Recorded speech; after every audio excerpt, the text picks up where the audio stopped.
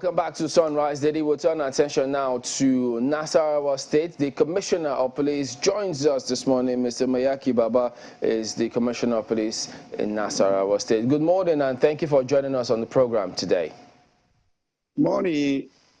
Okay, so let's get right to it. We've seen some protests in Nasarawa State about the just concluded governorship elections. Some parties, PDP members, not happy with how it turned out. So we've seen some persons who voted saying they don't like how the police handled some of those scenarios and how the elections also panned out. But then there's this release from the police banning protests. So could you take it from there and tell us how is the command handling what is playing out with the protest in Nasarawa State? Thank you, Chamberlain. As a matter of fact, the election came and successfully the result was declared. And after declaration of results, some set of people decided to embark on protests. As usual of us, the security agencies, especially the police, we try as much as possible to provide them security, to guide them, and of course, lead them all over the places they want to protest to, provide enough security for them. That continues without abat, but subject to the intelligence report after about 5 days of protests all over the states by those group of people. The intelligence report that came to us revealed that there's likely going to be a total breakdown of law and order in Nasarawa State. And as it is, as a chief security, we cannot fold our hands and allow lose of security of our good citizens of Nigeria, particularly the good citizens of Nasarawa State. And it is to that effect we felt that a measure needs to be put in place so that at least let there be some level of peace. So we decided to go for that option of suspending or banning protests all over for a while to give room for peace to reign in Nasarawa State. Okay, so from what, if I understand you clearly, you say that you issued that ban because you got information that there is likely going to be a breakdown of law and order with the protest. So not that it was certain that there was going to be, it was likely. So if that is the case, that there's likely going to be a breakdown, isn't it the role of the police to then provide security for those who are protesting, albeit peacefully, as they say, rather than issue or suspend, ban, whether it's going to be peaceful or not, across board? Thank you, Chamberlain. It's just a matter of semantics. Grammar is not like it's totally, there's every available fact surrounding the fact that there's going to be total breakdown of law and order. Because some other groups were ready for war. And we fold our hands as security agencies to allow such situation to happen where peace has been existing for a very long time. So we now decided to say, okay, even though we've been providing you security for all these protests all along, let us suspend action. And of course, let everybody take other option, other alternative measure to protest. And there are other alternative measures, not necessarily to go to street. And that's what we did. So is it unlawful for people to protest in Nasarawa State? Not at all, Chamberlain. There's constitutional provision that permits lawful protests by fellow Nigerians. We have a provision of the law in the Constitution, which we are fully aware of. But where the situation is going to be let loose, where security is going to be affected, where life and property will be affected, then there's need for us to take a measure so that we don't allow loss of life or properties or people do otherwise. Since there are other alternatives, let us allow them to go for other alternatives to provide. Okay, so the senior lawyers have consistently told us that the police it is illegal for the police to ban protests because the laws, the Police Public Order Act, Section 40 of the Constitution guarantees people to protest peacefully. So if they are not violating the law, can the police then say you cannot protest because we suspect that we have information that people will violate it? Yes, I am aware, of course, that citizens have right of protest, and we are never dispute that. But the fact is this: every highly intelligent available before us would have been a total breakdown, ready for war, different factions. And if you allowed it, the next thing will be what proactive measures police officers have been taken to prevent that.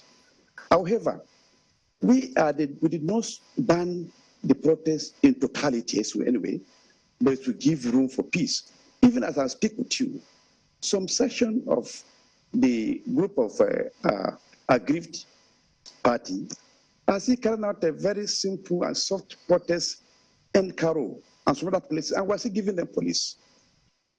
So we did not have intervene or interfere with constitutional provision. We know the provision of the law very well, and we are very careful about it. But for a measure to be taken within a very short period to avert total breakdown of law and order in this society, then I think it's our duty as a police officers to actually respond to it quickly so as to avert any total breakdown that will be unpalatable for the society. Right, because the way the ban came across, I mean, it seemed authoritarian because we are in a democracy, and I mean, there's freedom of expression within lawful means, of course. And the intelligence you got, just to be clear, because the majority of the protesters, or at least the ones that a lot of Nigerians hear about, the women, the mothers, even grandmothers who have been protesting now. Is it regarding that particular protest that you got intelligence that it was going to turn maybe violent or, you know, threaten the peace of Nasarawa state? Thank you. You see, the protest was a continuous protest, and we are providing security for the protesters. But very highly intelligent, very strong intelligence came up with the fact that there's going to be other groups from different variant communities who are also coming up to challenge this constant protest task, and they're going to have a total breakdown. And we don't want loss of life. We love everybody as citizens of this country and citizens of Nasarawa state. So we are not giving an order to contravene the Constitution, but just for a temporary measure so that the situation can be under the control.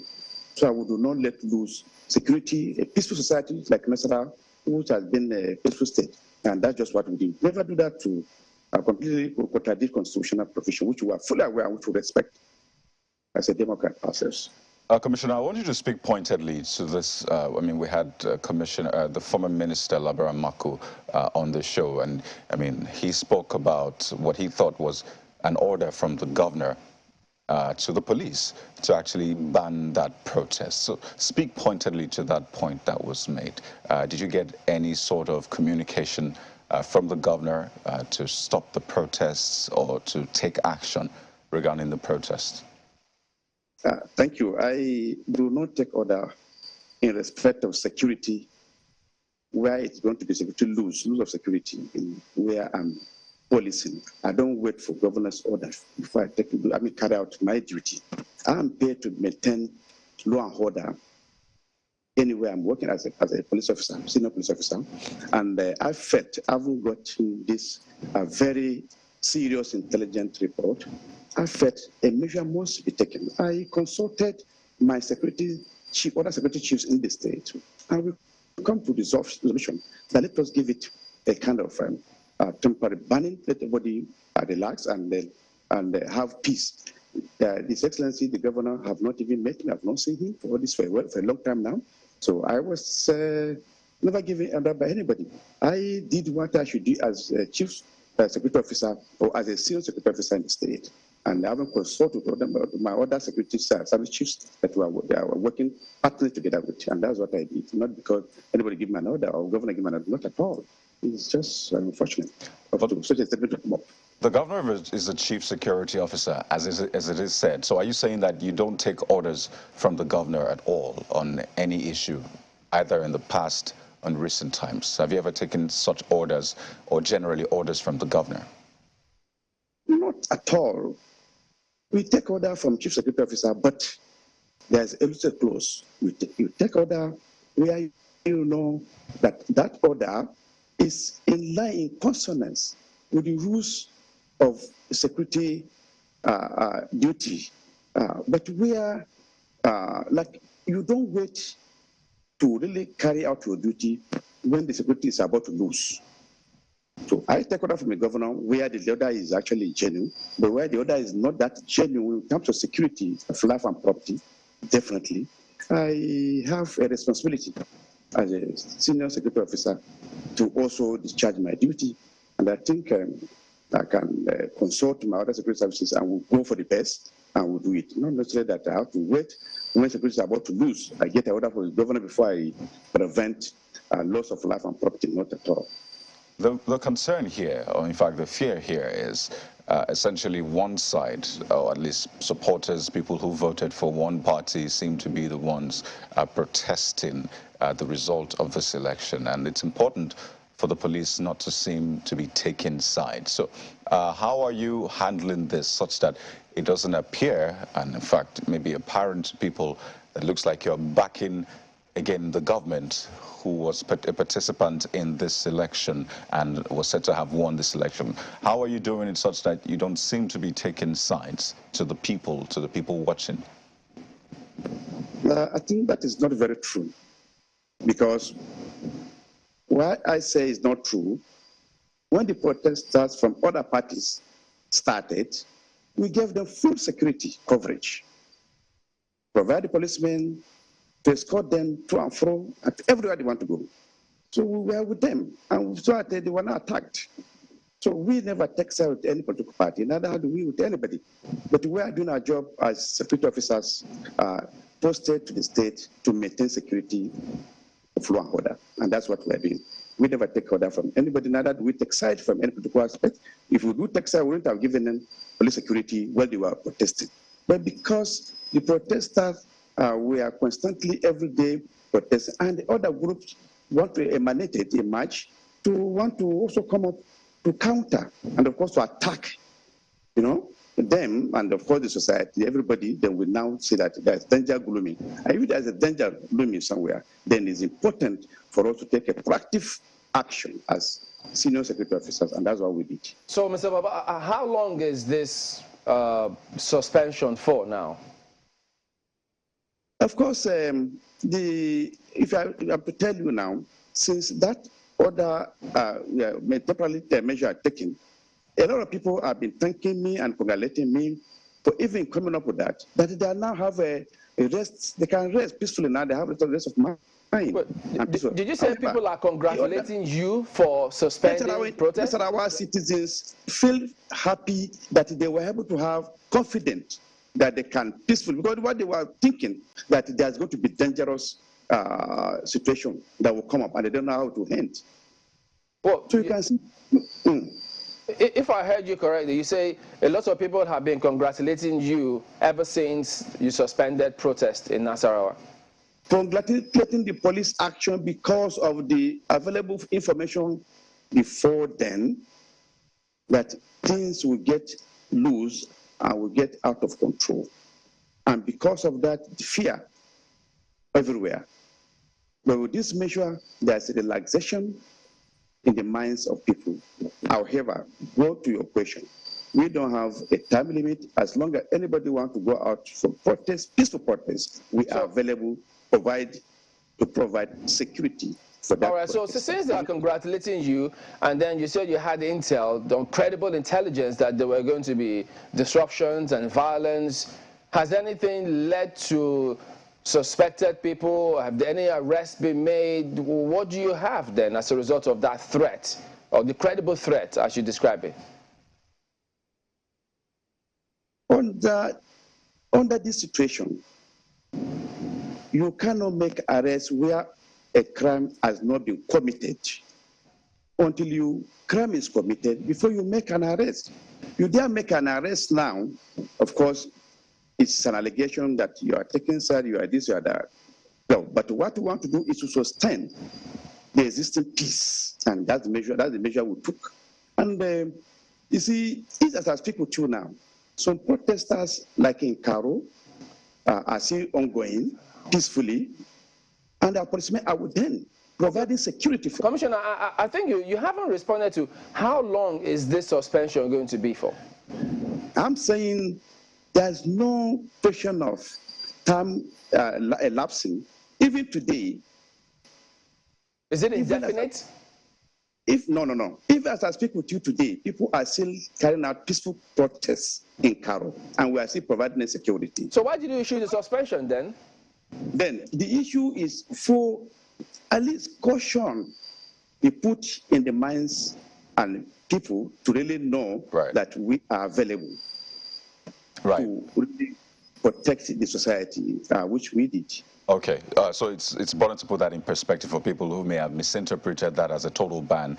Peaceful protests are still allowed in Nasarawa State, if we get you correctly, Commissioner. But we'd like to respond to this report of a reported attack in Kuru Village in Total Local Government area in the early hours of this morning at about 1 a.m. There are unconfirmed reports that some people were killed and villagers injured. Do you have intelligence on that? Do you have reports on that, and what can you tell us?